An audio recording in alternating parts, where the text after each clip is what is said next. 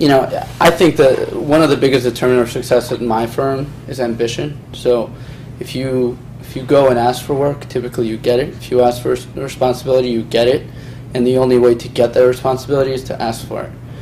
And for example, I know that the only way I can be successful is if I technically on the normal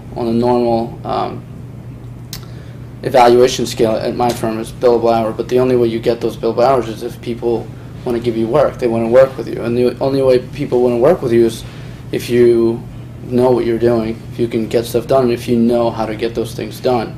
So then, for me, there's an incentive to go out and ask for work and ask for additional responsibility, because if I'm doing, if I'm doing document review day in and day out, not only am I not learning anything, my life is also miserable. And and not because there's anything wrong with doc review per se. I'm just saying because if you're doing it all day long, there's no challenge. And I think that goes with anything. If you're doing depositions all day long, there's no challenge. You need to constantly move forward. And I think that's how I like to learn, is to constantly get things that I haven't done before, and constantly be challenged, and constantly have the incentive to say, okay, how do I figure out how to do this? How do I get better at something?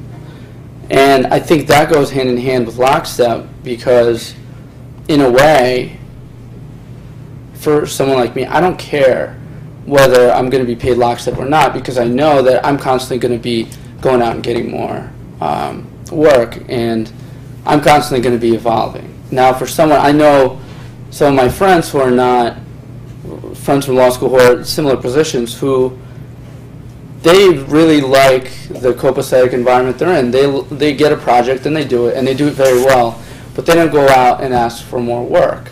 And the way they like to learn is they just like to do something for a long time and get very comfortable in it, and maybe they even get scared when they're asked to do something that they haven't done before, and it terrifies them. So for someone like that, I think a move away from lockstep is just it's a shock, because at that point they're kind of forced out of their comfort zone.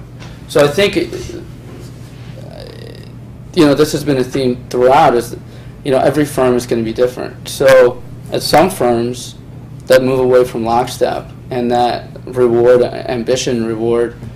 going out there and putting yourself out there, I think the move away from lockstep is going to be great.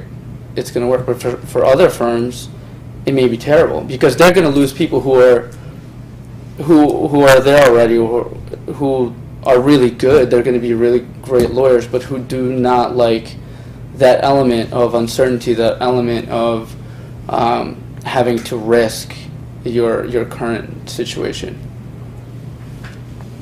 Thanks. That's very helpful.